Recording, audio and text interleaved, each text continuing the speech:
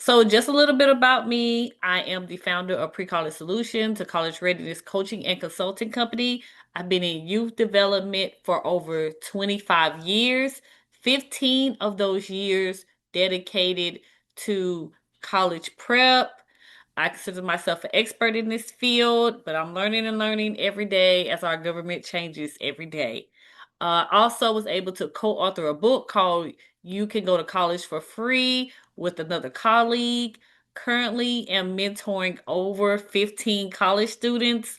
I am a wife and a toddler mom. So I do too much. In today's presentation, we're going to do a quick little icebreaker about the FAFSA. Then we're going to break down the FAFSA process, the biggest FAFSA errors, best practices, Q&A, and we're also going to be looking at what an awards letter looks like.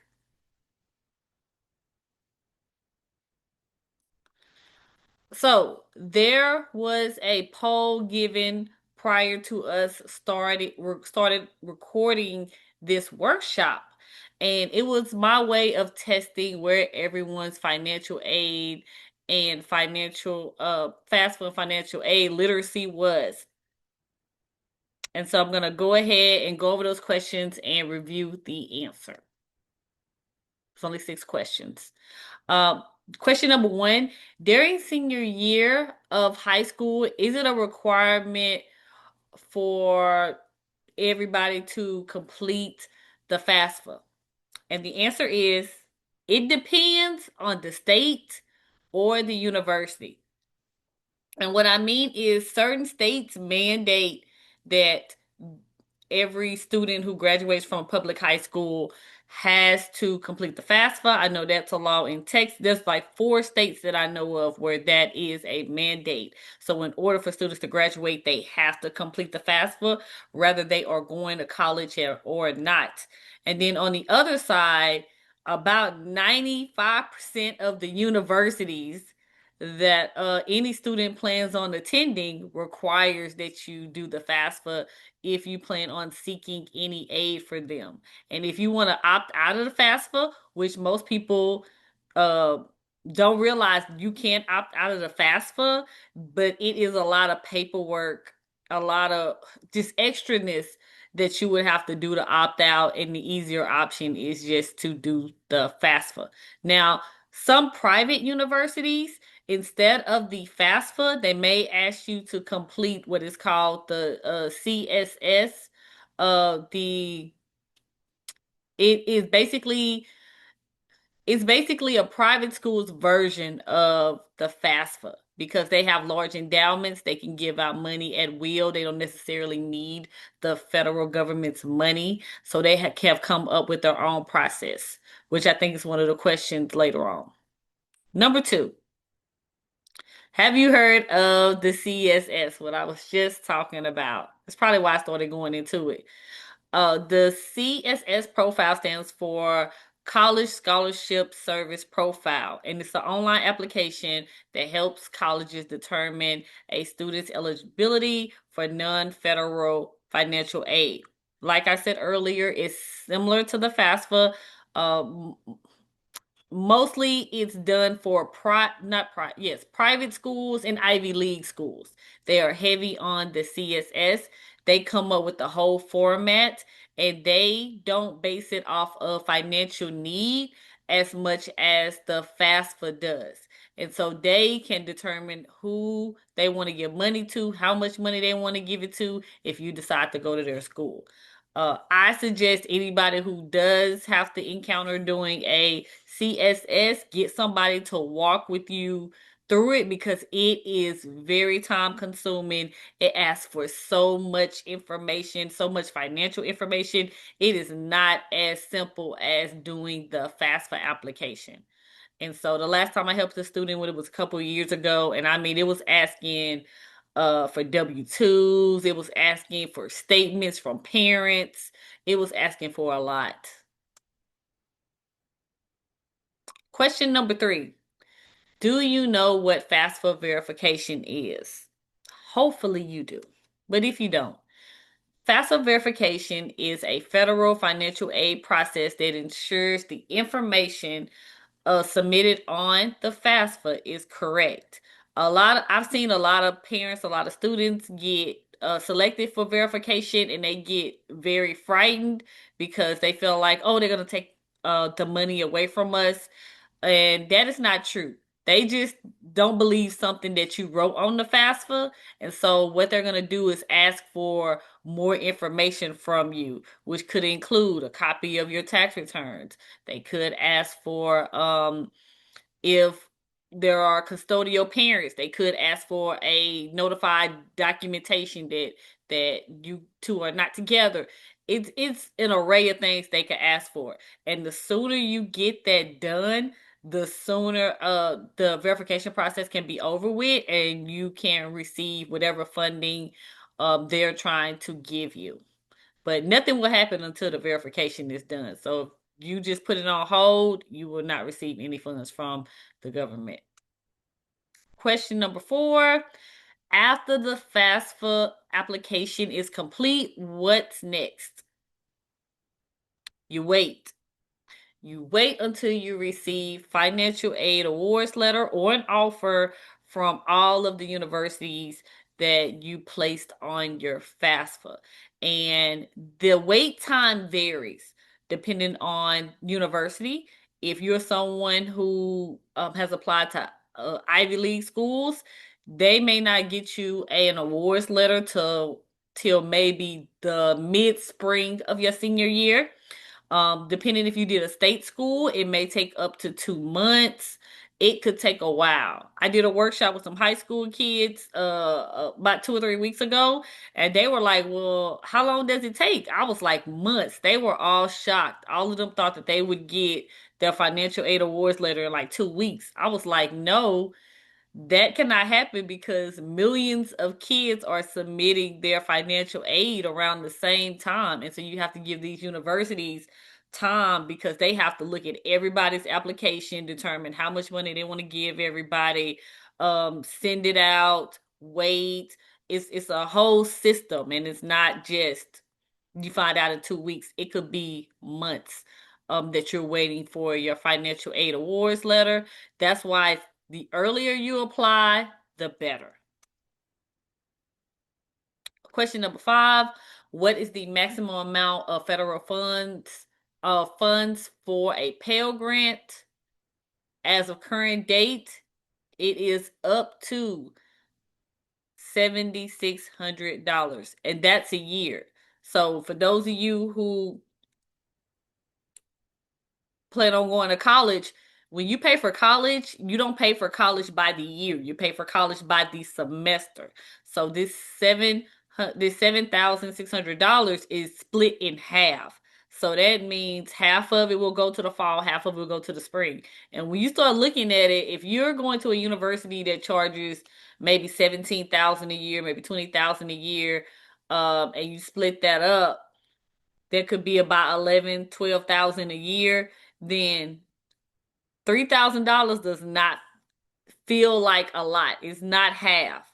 So that's why you need to be doing scholarships or figuring out other ways to figure out how to pay for college. Number 6, do you have to complete the FAFSA every year? Yes, yes. And I want to add this on, the amount can change every year. So the FAFSA depends on your family or whoever you are using's tax returns. And so if their tax returns changes or varies from year to year, then the amount you could or could not get from the government changes every year. So that's why you have to do the FAFSA every year so they can calculate those changes and award you properly. All right. So thank you to those who did the Zoom, I guess Zoom poll. Hopefully you got all the answers right or at least half of them right. All right, so what I want to do is explain the FAFSA process in about 60 seconds because a lot of people don't even know how it goes. A lot of people think that the FAFSA and financial aid are in that their terminology is the same, and it is not. FAFSA is something, and then financial aid is something separate, and there's a whole process from where you submit the FAFSA application to when you actually get the money at the school that you decided to go to. So I'm going to try to explain that in 90 seconds. Hopefully I don't go over. I went over last time. All right, so starting now.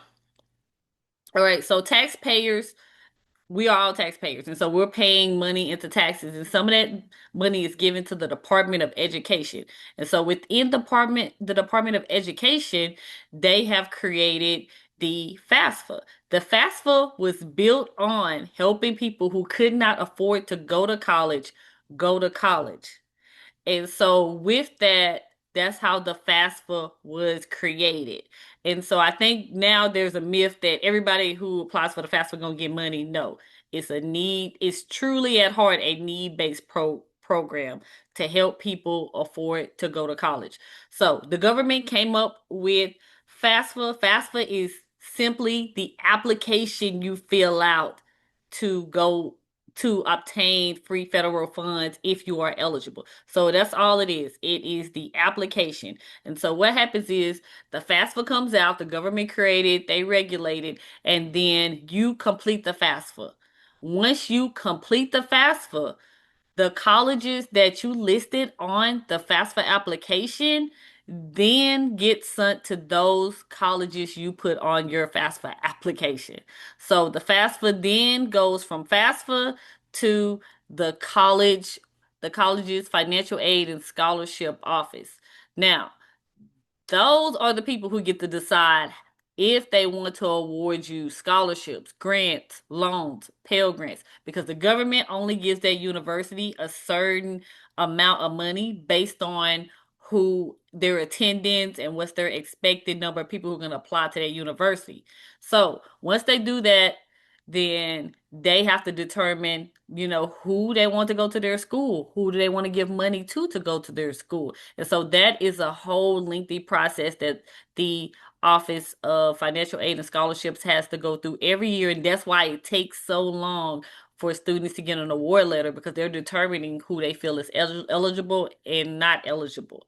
And now, once they do decide, then it gets sent to you, the student. And from each of the universities that you have applied to, if you get accepted, you will receive a financial aid awards letter. And it is up to you and your parent or your guardian to decide based on that financial aid awards letter if you want to go to that school. So they could offer you scholarships, they could offer you grants, they could offer you student loans or work study. Those are the main four things that they can offer you in using the FAFSA. And then you decide what you want to do, what you want to take. Now, I know that was over 90 seconds, but I wanted to make sure I gave you all the information.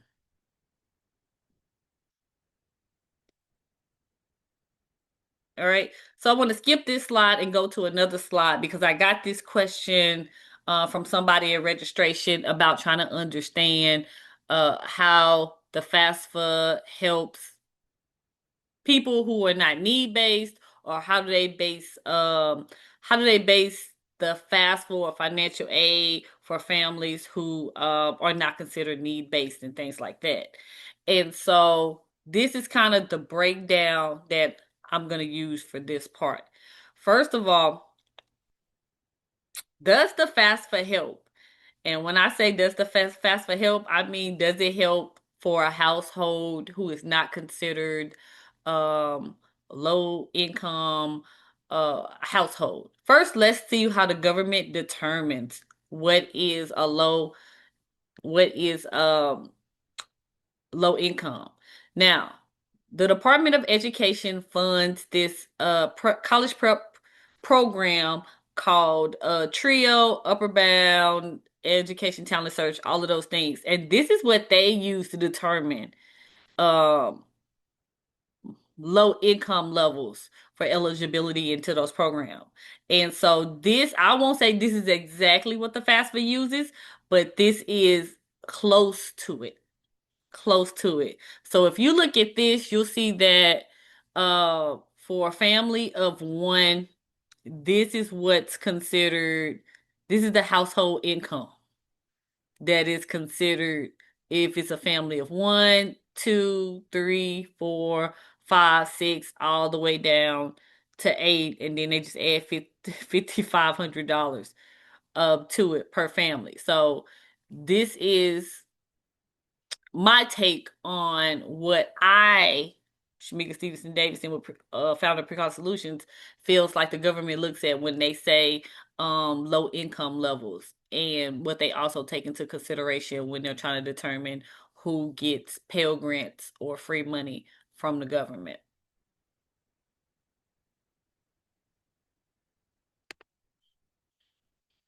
All right, so going back to does the FAFSA help? Because I had this question from one of my clients earlier today, and because her mom makes above, like, she's not considered a low income level, and so my answer to her was yes and no. Um, so just going through the grants. So the Pell Grant, which is the most popular grant that you hear about all the time, that is a need-based grant, which means a family's household income would need to be what is considered low level to obtain a Pell Grant of some sort. Now, what a lot of people don't know is when your FAFSA application is sent to those universities, you can also be eligible for state grants. And state grants are based off of need and or merit based. So it doesn't always have to be need based. So that means that if you live in the state of Louisiana, and the state of Louisiana may offer a program called TOPS, which they do. And so in for that program, you don't need to have it doesn't look at income.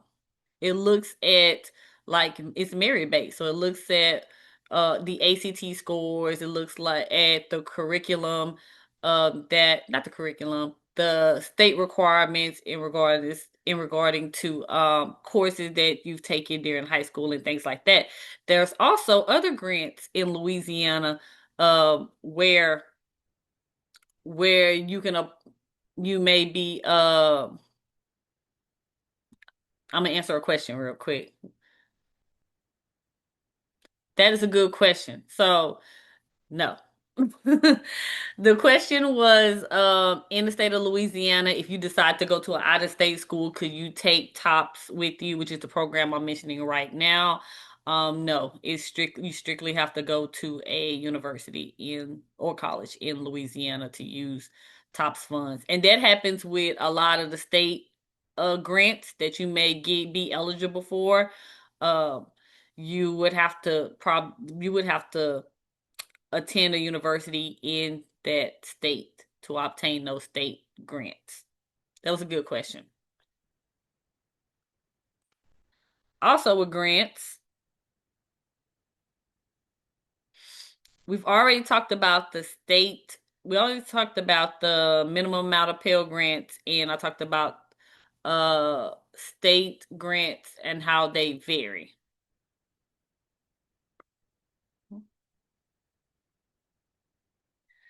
All right, so let's go to work study. Now, work study is also what what the federal government also pays for, and they are not just need based. They are merit based and they're need based. I like to tell students, because they be having so much hope and saying, "Oh, I want to get work study." The way that work study is done at certain universities, if it kind of feels like a lottery. It feels like a lottery. You have to be selected by the university, and the process that they use, nobody knows. They do not share. So I don't know if it varies university by university, or there's just one standard way that they pick work study students, but I've never been able to crack that code. I'm still working on it.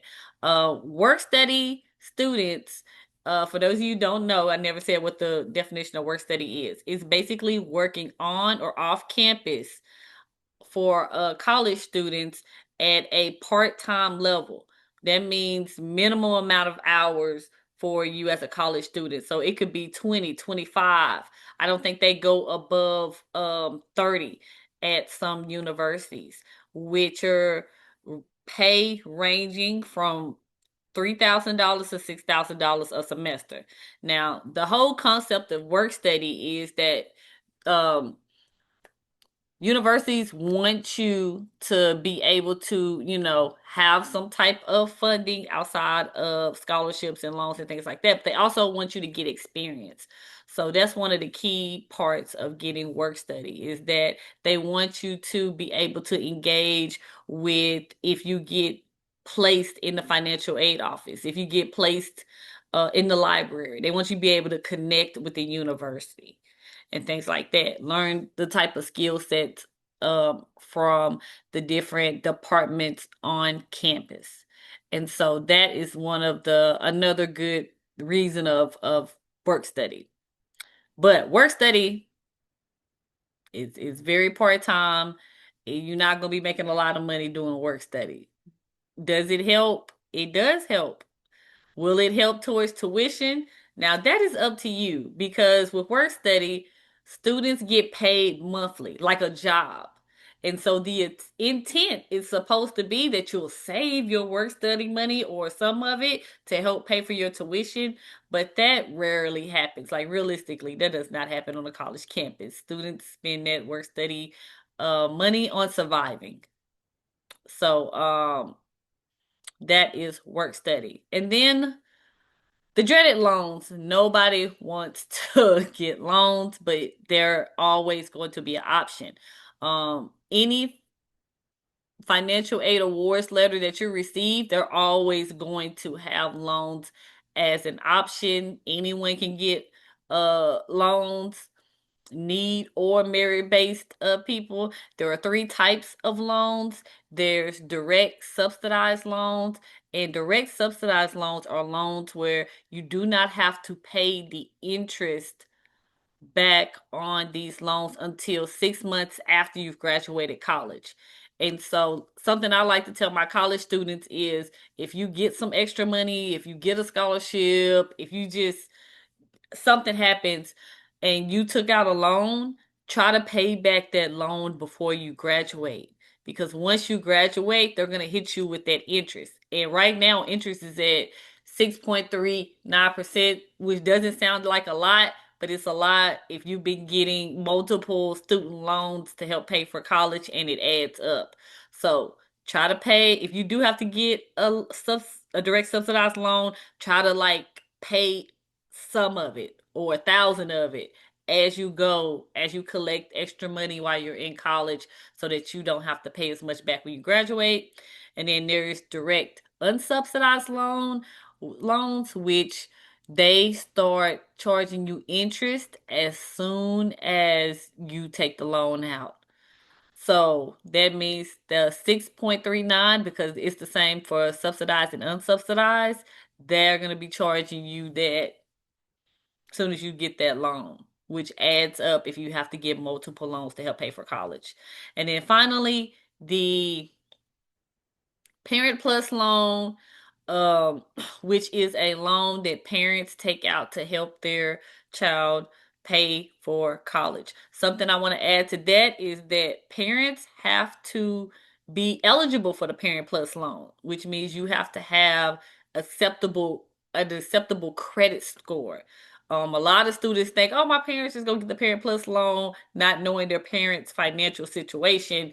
And if their credit score is not a certain score, then they will not be eligible for the Parent Plus loan. So then you have to figure out how you're going to pay for college. And I've seen that happen a few times.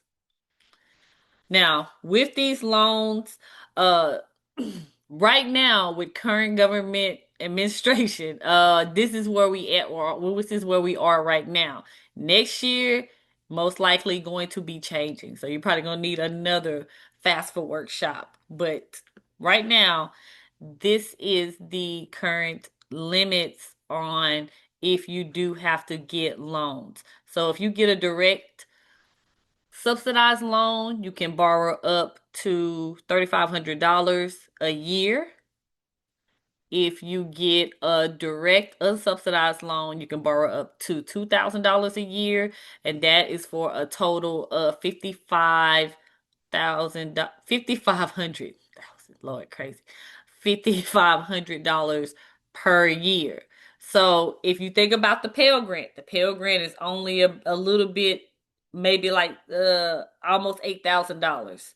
And then if you get all the loans, that's only 13, maybe $14,000. And if the university you want to go to is $19,000, $20,000, you still have to come up with some way to get the rest of that money. And I'm a strong advocate of scholarships or just figuring out something, working, things like that. But you still have to figure that out. And I don't think that hits a lot of students and families until is right, maybe a couple months, maybe like 3 or 4 months before it's time for them to drop their kids off at college. And then finally, the Parent Plus loan. To date, you can borrow up to $20,000 for the Parent Plus loan. Now, going back to the previous slide, these are the items you need for the FAFSA. All right. First of all, you have to create a FAFSA account. All right. That's simple. That's simple, simple, simple. And this is what it is going to look like if you have not looked at it yet. So when you do decide it's time for me and my child to fill out the FAFSA, or if you are a student and you like something for me to fill out the FAFSA, this is the website, studentaid.gov. Any other website is fraudulent. Do not put your information in there because some kids have had that happen. Not too many, but some kids have had that happen where they've been on the wrong website thinking they did the FAFSA and they did not. It needs to say U.S. Department of Education. It needs to have G-O-V at the end of it so you know it's government. But this is the website for starting your FAFSA application. And because everything's done in advance, this right here, you click start, you move on forward.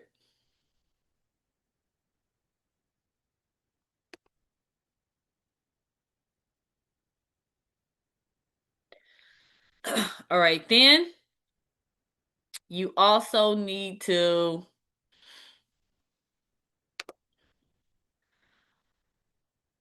all right, so once you have that, now you need to create your FAFSA ID. Actually, you need to create your FAFSA ID 3 days before you do the FAFSA application.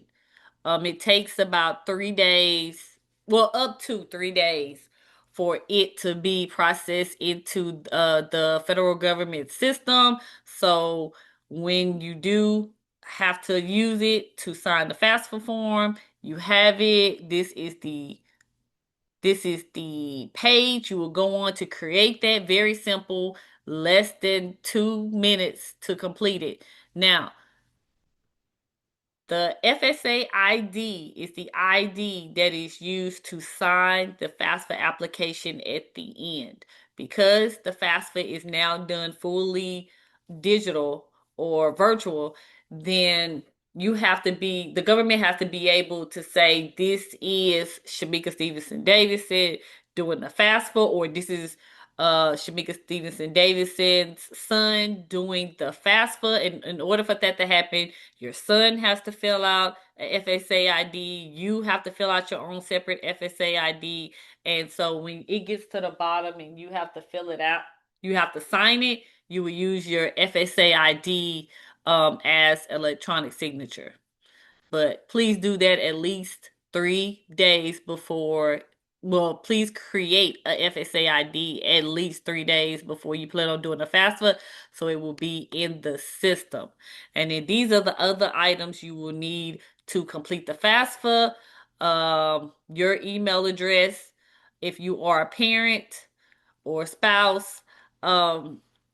The email address is important because what has happened now with the restructure of the FAFSA application over the last couple of years is that when a student goes in and creates their FAFSA profile, usually parent and child would do it together.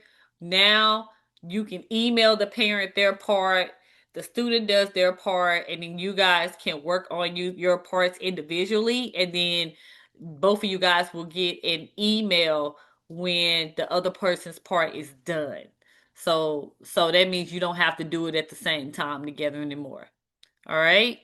You will also need to know you also need your driver's license for the person who's filling it out and for the parent. And then you will also need your 2024 tax returns, any untaxed income, bank statement, bank account balances for whoever is filling out the household income part. So if you are the parent and if you if you are the parent and you're filling out the information for the household income, then you need all of these things to fill out that part on the FAFSA. If your child has never worked, didn't file any their own tax returns, so you will be doing a financial part, and this is what you would need. Now, for the bank account balances, I always tell parents to put zero or $100. They do not need to know what's in your bank account, nor would they ask. If you get selected for verification, they're not going to ask what's in your bank account. But they just want to know. They just want to know you got one. So yeah. So you can definitely, when you do the FAFSA, you can put 100, 1,000, zero. That's all they want to know. If your child worked in 2024 and they did their own tax returns, and then they will need to include that on the FAFSA as well.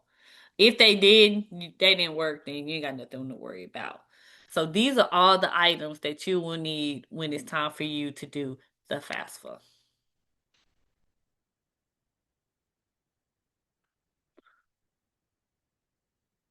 All right, so these are the four most common FAFSA mistakes I have seen families make when they are doing the FAFSA without me or asking me after the fact. Number one, and I keep emphasizing this, not creating not creating the FAFSA ID prior to them completing the FAFSA. So if you go and you do the FAFSA and then you get to the bottom and you see it's asking for an FSA ID and you didn't do one, but now you're like, oh, I need to hurry up and do one. And so you hurry up and do it and you think just because you did it 5 seconds before trying to submit it's gonna work, it's not, and you putting it in over and over and again, that doesn't help. That actually makes it lock it, and then you'll have a bigger problem on your hand. So that's why I'm emphasizing create the FSA ID prior to completing the FAFSA application. It'll save you a lot of headache. Number two, in the FAFSA, when you're completing it, for whoever's doing the tax return part, importing that in, there's going to be a button that says IRS Direct Data Exchange.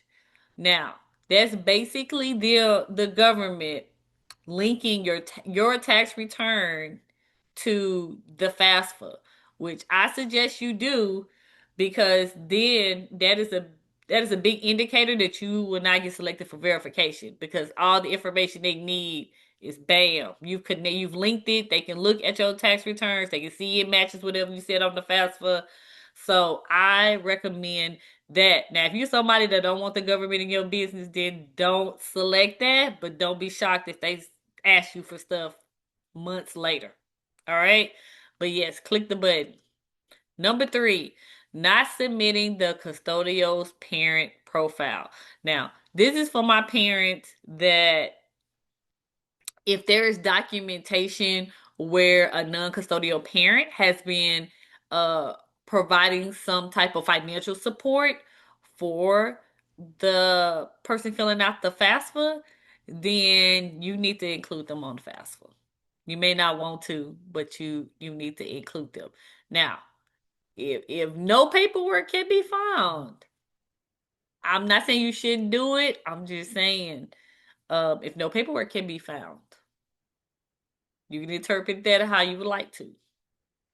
And number four is taking too long to make corrections to the FAFSA. And this typically happens with a lot of the seniors who complete the FAFSA, because what happens is they've completed the FAFSA. Then they decide, oh, I want to add another school. Oh, I didn't select that I wanted housing when I was doing the FAFSA filling out for this one. Oh, this happened. I need to change it. And so they know they need to change it, but sometimes they forget or they think they did it. And when that happens, is that they forget that there's millions of other kids who are filling out the FAFSA too. So when you take too long to make these corrections and you got other kids that's doing the FAFSA as well, this delays uh your FAFSA corrections for whatever university that you're trying to make the correction for.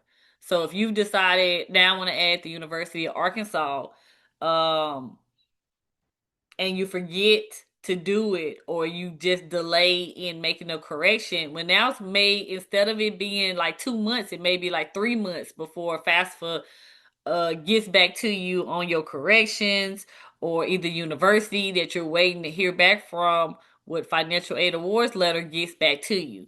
So if anything changes from when they decide when they are what they are putting on the FAFSA has changed, then they need to do it as soon as possible because they forget. They forget. Now, I love this part because I don't think anybody ever talks about in detail what happens when a family submits the FAFSA. They just tell them to wait, but they don't tell them what step by step what happens next. And I'm gonna send this handout to everyone who's registered for this session, because if you are doing the FAFSA as a student or as a parent, like you need to know what happens next and what you need to be doing in the meantime. Because yes, we waiting, but we're waiting and we're also being diligent. All right, so starting with step one, after you and your seniors click that submit button, then you should immediately receive a FAFSA completion confirmation email, like immediately. And if you don't receive one within 48 hours, then you need to contact the federal financial aid office or the federal government and figure out where it is, because if they can't locate one on you, then you will have to do the FAFSA over. And I know this because this happened to a student of mine this earlier this year, where he kept saying he submitted it and we had to call and they didn't have no record and he had to do it again. So that was 2 months of him waiting for nothing. And so all his stuff was delayed. And so, yeah, make sure you have the confirmation email. After that, after you get the confirmation email, then what happens is all the universities that your child put on the FAFSA is going to reach out to him or her individually. And they are either going to ask for more information, or they're going to start working, sending updates on letting you know, like, okay, we have received your child's FAFSA. We received his FAFSA. He should be receiving his awards letter in 2 months, 6 weeks, a month, things like that. They're going to be keeping you updated. So this is a crucial time for the seniors to not get lazy and checking their email.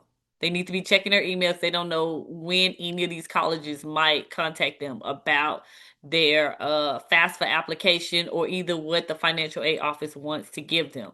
Now, side note, you're only going to receive something from the financial aid office if your child has been accepted to the university. So if your child has not been accepted to the university, you probably will not be receiving any financial aid, anything from the universities from his FAFSA list. So got to get accepted to find out if they want to give you some money to go there. All right, step three. Step three is now you've gotten the financial aid awards letter or the offer letter, and now you're reviewing it. You and your child, y'all reviewing it. Y'all were looking at cost of attendance. You're looking at what scholarship, loans, grants, work study, if they're offering any of these things. Like I said earlier, we can't predict how long from step two to step three takes. It could be several weeks, it could be several months. My rule of thumb is if it's longer than 3 months, 90 days, you need to start calling somebody and figuring out what's going on.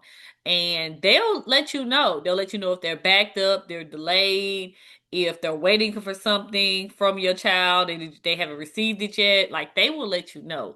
So don't feel bad or don't not contact the financial aid office at whatever university your child has been applying to. All right. So yeah, review this, review this, review this.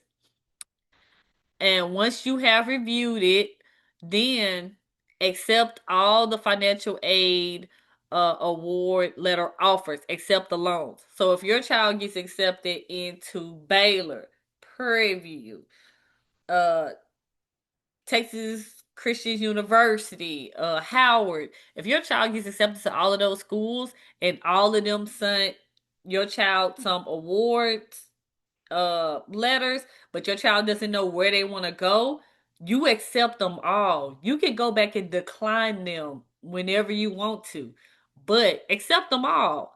Because if you don't accept them, sometimes I've seen universities retract the money because they think you're not interested. They don't understand that you're still trying to make the decision. So accept them all. That's why decision day, May the 1st, is very important because by May the 1st, decision day, your child should know where they're going. I think they should know by spring break. But nationally, decision day is when they should know where they're going, and that's when you can turn down the other offers so those universities can disperse the money how they want. But if you never accepted them, they can give them away anytime they want to because they're just going to assume you're not interested. So that's my rule of thumb. So that's step four. That is step four. And then step five is you have already decided where you want to go. Your child has decided where they wanted to go. And then you guys need to register for new student orientation as early as possible because that is the only way you're going to find out to the dollar amount how much it's going to cost for your child to go there that semester, the fall semester of them going to college. They can't charge you, they can't give you a definite amount of money until you go to new student orientation and they find out what your child's schedule is and they can give you the exact dollar amount. And then also, throughout this whole thing, you should have been applying for scholarships. But by then, you really gonna be trying to apply for scholarships because then you're gonna know how much it's gonna cost.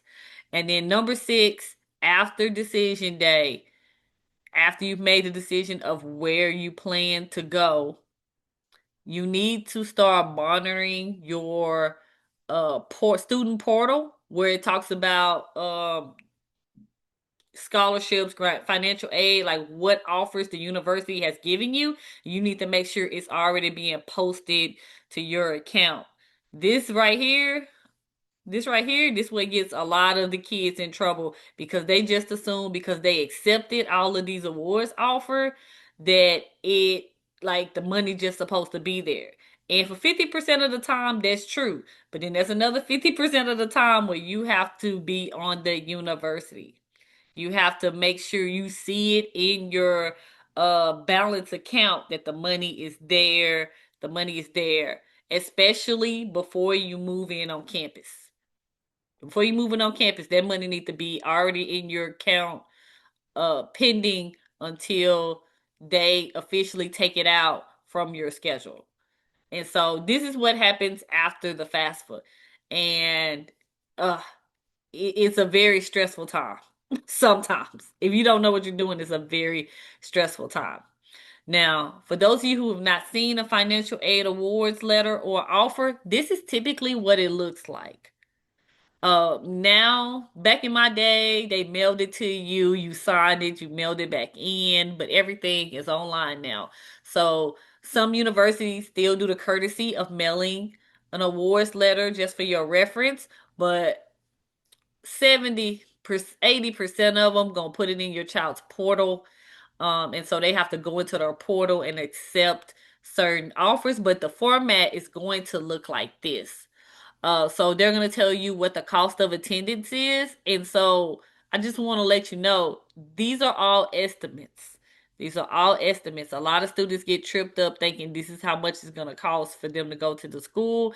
These are all estimates, and most of the time they're fluffed up. They're a lot higher than they will be. They cannot charge you how much it costs to go to their school until you go to new student orientation, until you really select the dorm and the meal plan you are going to, until you truly books, things like that.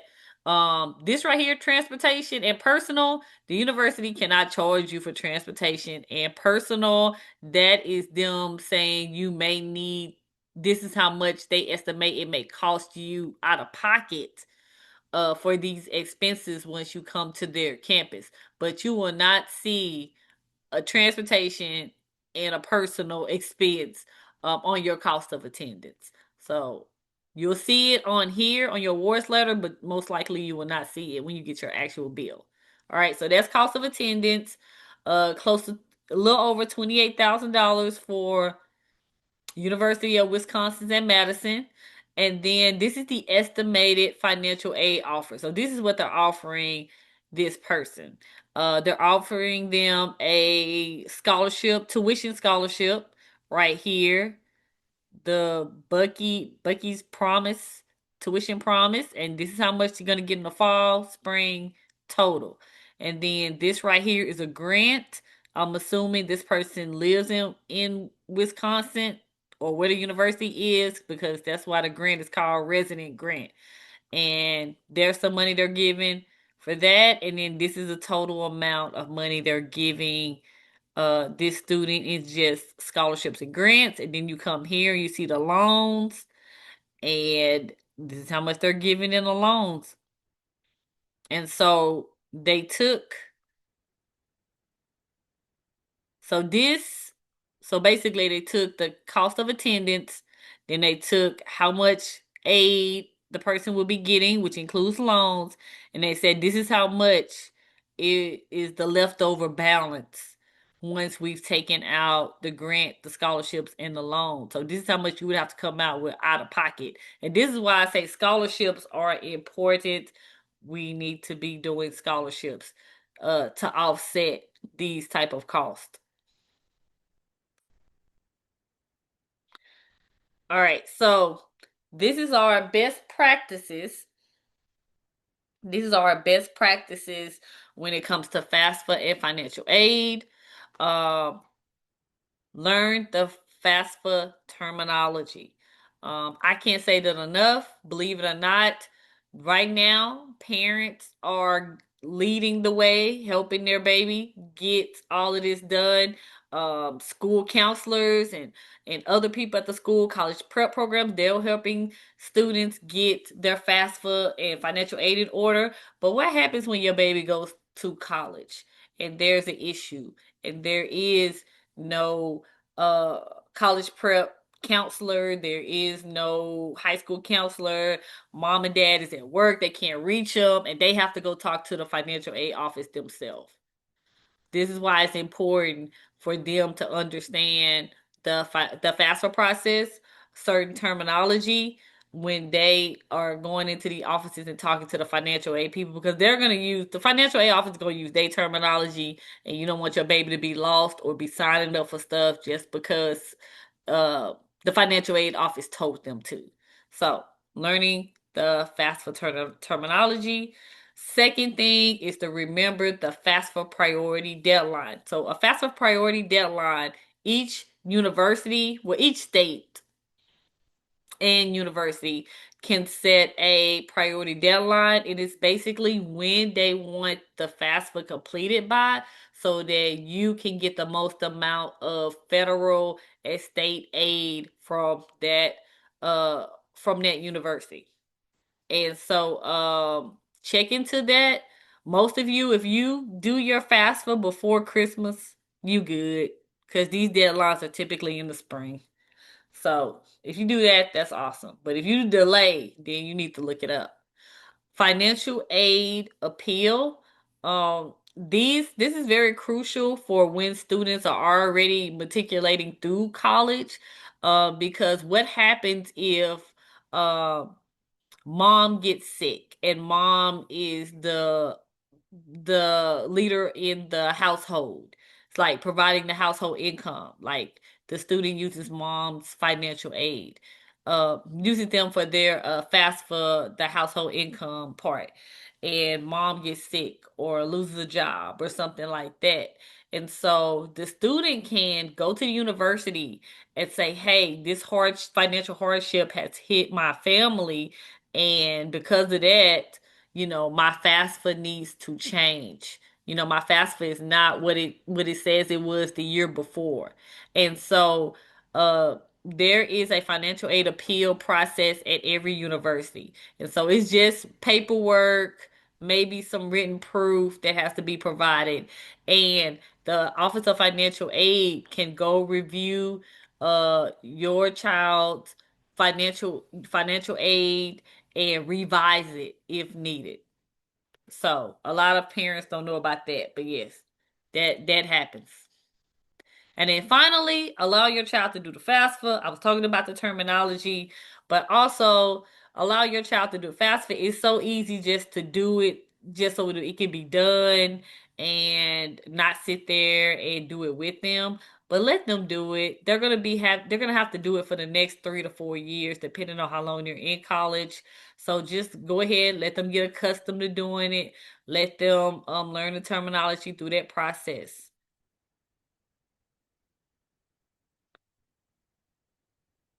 And then finally, this is just my little tidbits. Preparing teens to pay for college.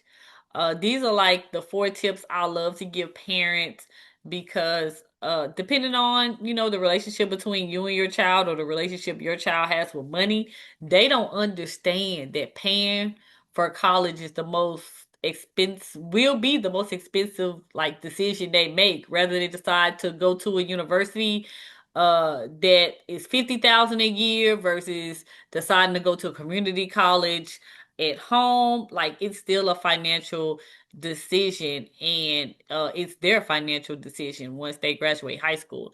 And so first thing I would say is have an authentic conversation with them about paying for college. Like if you are the parent who has decided I'm gonna make sure like for college you are good, or we going half, or if you better do these scholarships because that's all you got, make sure they know that. Because when I'm working with clients and they don't know that, they don't take certain services I offer seriously. Like they don't do it, they don't try to do it, they don't put forth no effort. I was a couple of years ago, I had a client and I kept telling her mom that, hey, she's not doing scholarships. Like every time I bring up scholarships, she says she don't like writing essays and she's not doing it. And then the mom kind of like blew me off. We're like, duh, we'll get to it. And then her mom spent all this ridiculous money on her prom, and she ended up being prom queen, I believe. She did. She was prom queen. Her mama spent all this ridiculous money on prom, and then after graduation. She was coming to me. She was like, "Hey, she needs to be doing scholarships. Like, we got the bill, and we don't have like $7,000, to drop for her to go to college." And I'm like, ma'am, I don't know what to she supposed to be doing scholarships like way back in January when I was telling you like right now she's gonna be competing against everybody who's trying to scramble to get scholarships when she should have been doing it her whole senior year. Like I was trying to create a plan with you and you were not. So create a plan, have the authentic conversation, then create a plan with them. Number two, hold them accountable, hold them accountable, hold them accountable. A lot happens at the school that we don't know. The counselors be giving out a whole bunch of information, and sometimes the information does not get relayed back to the parents. So you don't know what's going on or what's being offered, or sometimes there's alumni scholarships, and the student never tells the parent, and the parent can't hold them accountable. They don't know. So always make sure you're in the know of what's going on with your senior. They have a lot going on, a lot, and a lot misses their brain. So make sure you always know what's going on. I always recommend that parents ask the counselor to email them the same thing. So even if your child forgets, like you know in the back of your mind, you know, even though you're waiting on them to tell you, you know what's going on. And number three, teach them college readiness, financial literacy tips, like teach them how to meal prep. DoorDash did a study last year that said college students be spending almost $600 a month on DoorDash. That's crazy. I'm trying to figure out who's paying for that DoorDash if these college students are broke. And so, teach your child how to meal prep, how to cook. Well, cook the basic meals that they can cook in a dormitory or an apartment. Talk to them about how expensive it is to join campus organizations, and maybe they need to save up for it or work there in the summer. Because being a part of any organization is expensive. There's shirts, there's fees, there's projects, there's outings, there's conferences, there's a lot of things. And then also teach them how to budget. Teach them how to budget. I had a parent and he asked me how much should he give his child a month. Like he told his child that he would give her a certain amount of money a month, and he was asking me, what do I think? And I started asking him questions like, well, you know your child, like does she like to go out a lot? Does she someone who gets like food? Like could she cook? Could she figure it out? And so together, I told him what it should be. I was like, well, you should be giving her this. I was like, that's enough for her to try to budget, but not enough for her to struggle. So, and that's where you want to be, the line between struggling and budgeting.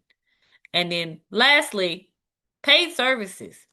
Get your child some paid services, like pre-college solutions. If you want them, if you want to work with them, we work with them on scholarships, trying to get them to maximize scholarship opportunities. We work with them on transitioning to college. So we work with them with an array of things because financial literacy in the college prep space is a big deal for us. We know that a lot of kids are suffering because they don't know that, and they're dropping out of school with mass amount of student debts, and that's what we're trying to alleviate here. All right. And so, with that, I thank you for giving us an hour of your time. We are trying to build up our social media, so feel free to follow us on TikTok as we're doing mini workshop sessions and things like that. And if there is no questions, I'm taking questions right now. So if anybody got questions, we can definitely answer some questions.